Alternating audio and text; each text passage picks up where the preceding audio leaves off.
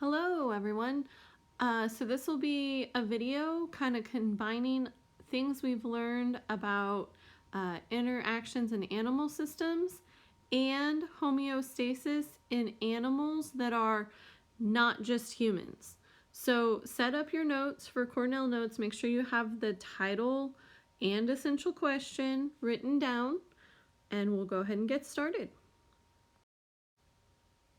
As you know, one of our big concepts with animal systems goes kind of to specialized tissues and levels of organization. So there are different cells that do different specialized things, and those all work together within an animal to help it stay alive. So, for example, you have blood that is specialized to be very small and very flat, so it can exchange oxygen and carbon dioxide very quickly and easily, versus nerves that send electrical impulses, and that's your quick reaction, and it works with your muscles that move, all of that. Now, we've talked a lot about how this works in humans, and today we're going to kind of compare how this works in humans with other animals. So remember that all of these organ systems are made up of tissues and organs. And if you remember our levels of organization, we go cell, and those combine to make a tissue, which combine to make an organ, which combine to make the organ system, which combine to make a organism, right? So cells like muscle cells work together to become muscle tissue, like cardiac tissue in your heart. All of those cardiac tissues work together to make the organ of your heart, and your heart works with other veins and arteries and such to help make up your circulatory system.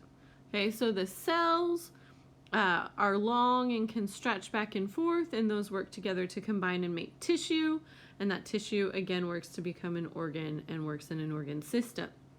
Okay, now whether we're talking about humans or other animals, there are some important functions of those tissues and organs. They have to help with digestion, respiration, circulation, regulation, which is both of those, support, excretion, reproduction. That's how things live and survive. And these are kind of the commonalities in the animal kingdom. So let's start with digestion. Obviously, the important thing in digestion is to obtain energy and nutrients. Okay? Well, what we're looking at here in the pictures is some different animals. We have a worm here. We have what we call a hydra, which is an ocean animal, and then I use Simba, but it's a lion, okay? And so as you look at these pictures, you should be able to see that although these are very different creatures, adapted to survive in very different environments, they still have some basic parts of digestion that functions the same, right? They still have mouths, okay? There is still some sort of kind of tube-like structure for digestion. So some kind of tube that everything is going through where digestion happens, right? And in most cases, they also have an anus, but we'll get to that when we talk about the excretory system, right? Now, the goal of digestion is to break down food to get nutrients, and so the digestive system has to work with other systems to accomplish that goal of getting nutrients, right? It has to work with the muscular system. The stomach is a muscle. The small intestine has some muscle to it. It has to work with the circulatory system to bring things around the blood and bring that energy around. It has to work with the excretory system to get rid of waste. So it has to work in conjunction with other systems in order for the organism to be able to live, to get energy, okay? And all of this is with the goal, remember, surviving and reproducing. Okay, So if we want to look a little more closely at the digestive system of some different vertebrates, remember vertebrates have a backbone. They're part of the animal kingdom. You have a shark, salamander, lizard, pigeon, and a cow. Okay? And so there are some things that are very similar, right? All of them have some form of a stomach, even though they're very different organisms, right? The intestines are there, although they are adapted and look very differently. There's still a liver, but some things are different. And we're not really concerned with what makes a lizard versus a shark a shark. Yeah, we talk DNA differences, obviously, but we're not really worried about the crop of a pigeon or the gizzard of a pigeon. I just want you to see that digestion is a process, happens in a similar way with animals in the animal kingdom. Okay, so what you've learned with people can, generally speaking, be applied to other animals. Okay, and like digestion, excretion applies to other animals as well. So in human beings, we're talking the excretory system is the end of the digestive system, but also the urinary system, right? Removing waste from the blood. Okay, fish do a similar thing, right? They remove waste, though, not through peeing, but with their gills, okay? Still removing waste, different system, right? Different structure, similar function, okay? Make sure you answer this question in your notes to get part of the credit and put a star by it so I know that you did that. Okay, and so respiration. Purpose is to exchange oxygen and carbon dioxide. You have to have oxygen for cellular respiration. Remember, that's where oxygen and glucose are used in the mitochondria of cells to make that ATP energy, and also carbon dioxide is a waste, gets taken out by the excretory system, as well as water is a waste, which gets reused in general. Okay, so while the gas exchange might look really different in fish versus people, you still have to exchange gases, even if you're in water. Okay, so, and the surface has to be moist, whether we're talking internally with the lungs or there's external moisture, like with the shark. Okay, and so even here, when we look at the circulatory system, right, which the goal is to transport that oxygen and those nutrients that came from the digestive system, that came from the respiratory system, right, we're interacting to get that nutrient all over the body. Look, in fishes, reptiles, and mammals, those systems look different, okay? The point isn't to memorize these systems. The point is to see that circulatory system still happens in very different species of the animal kingdom for a similar reason. Okay, I want you to be able to generalize what we've learned so far and apply it to other animals. And so here again, this is, reptiles, fish, amphibians like frogs, and mammals that include humans and chimpanzees and cats and dogs, right? Again, you're still talking circulating oxygen, circulating nutrients, even though it looks different. Animals also have to be able to respond to the environment. And one way that they respond and regulate is through the nervous system, right? Nerve impulses, okay? Allows movement, allows response to the environment. That's one of the characteristics of life, is response to the environment, not necessarily movement, but response. So a nervous system can look really different in different organisms. So in a grasshopper, they have neurons like a person, right? And it makes nodes and a network, and they have some form of like even a little brain, okay? But if you go to like a sea star or a sea anemone, okay, these guys don't have a brain, they have a neural net. They have a neural ring, okay? So capable of complex thought and language? No. Do they still have an electrical way to respond quickly to the environment? Yes. Okay. So the point is here we're looking for some commonalities, right? And some differences. Again, main point, responding to the environment, right? Helping protect the animal or prevent injury. Okay, they can do that even if they aren't capable of complex thinking. Okay, so some more brain comparisons in rodents and primates. Again, there's a difference between having a small brain and a larger brain, right? Monkeys can do some crazier different things than rodents can. You can teach monkeys to do tricks and be thieves and do all this stuff. Point is, still have a brain, okay? They still have a brain, and they still have a nervous system, and it still has to work with their muscular system and skeletal system and all the other systems for the goal of responding to and regulating their environment. The other system that's used primarily in regulation is the endocrine system. Okay, right? Endocrine system, that's hormones. Okay, now in the chicken, the cat, and the horse, I'm not asking you to learn the specific hormones. I just want you to see that all three of these animals still have an endocrine system. Okay, and there are lots more examples. I just want you to know endocrine systems aren't unique to just humans, right? Those are traits that evolved. If we looked at a cladogram, we could go back and find the first kind of example of hormones, okay? Because it's not present in everything, right?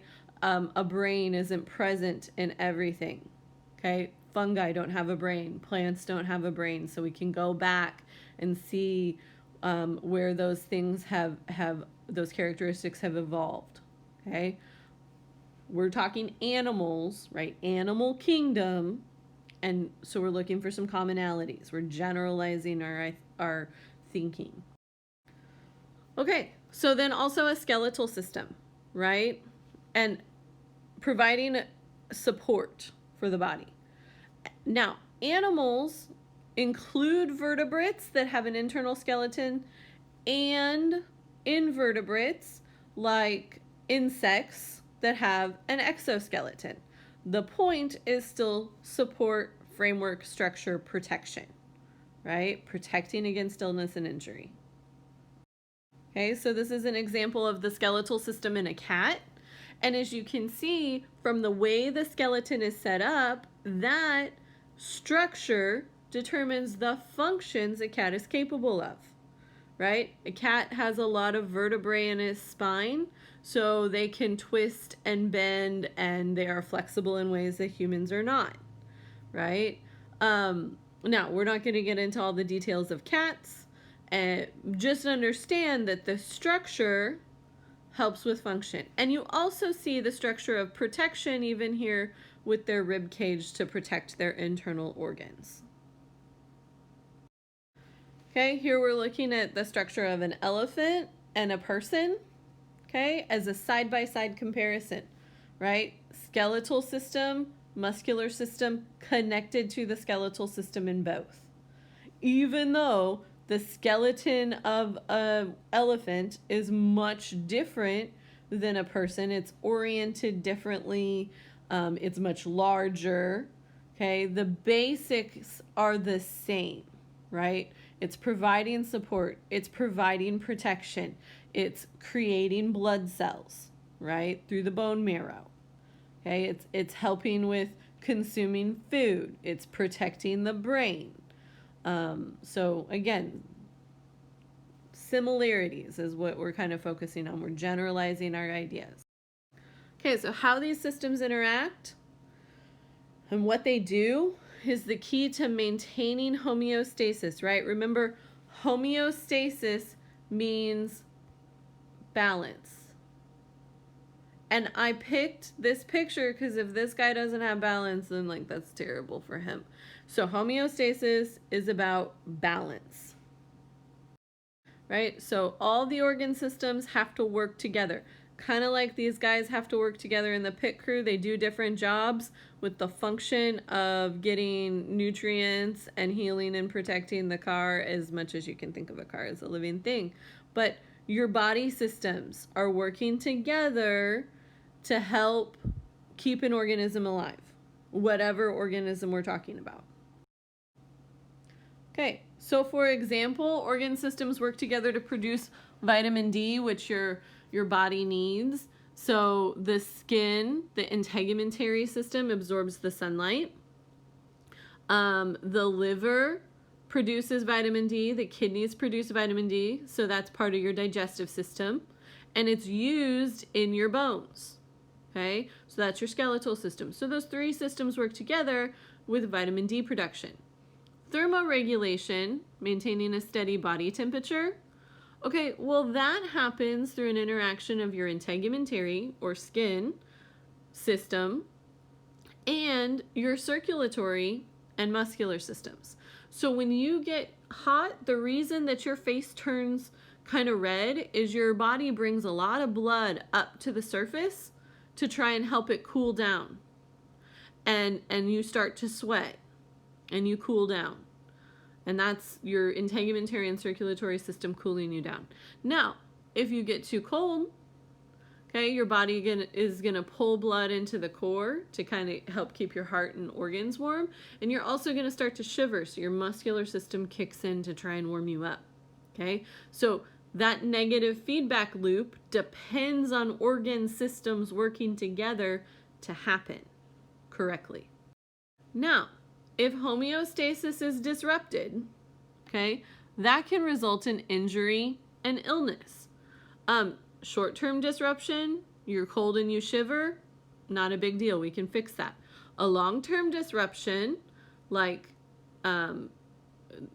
diabetes, is a more serious problem. So diabetes happens because cells and organs are damaged, which means that you can't control how much sugar is in your blood. That's one way it happens, right?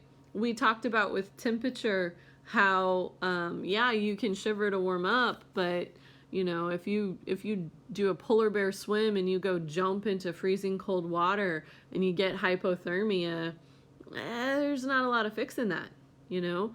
People on the Titanic with the life vests still froze to death because they got too cold out in the ocean. So short term, usually all right, as long as it's not too severe. If it keeps going for a long time, then it can be a bigger problem, or if it's a very severe thing, like a burn or freezing or things like that. Okay, so now I want you to kind of start your application section. So title this next section application, and we're going to answer some questions, okay? So we're looking at this turtle. Cool turtle. How do you think the body systems work together to help it absorb nutrients?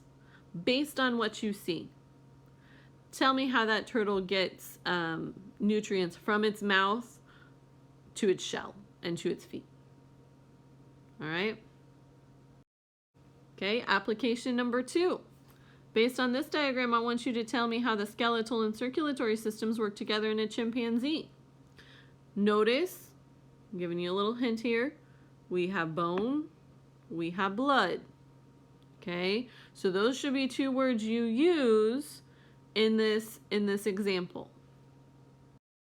All right, and application number 3, the last one I want you to write in your notes.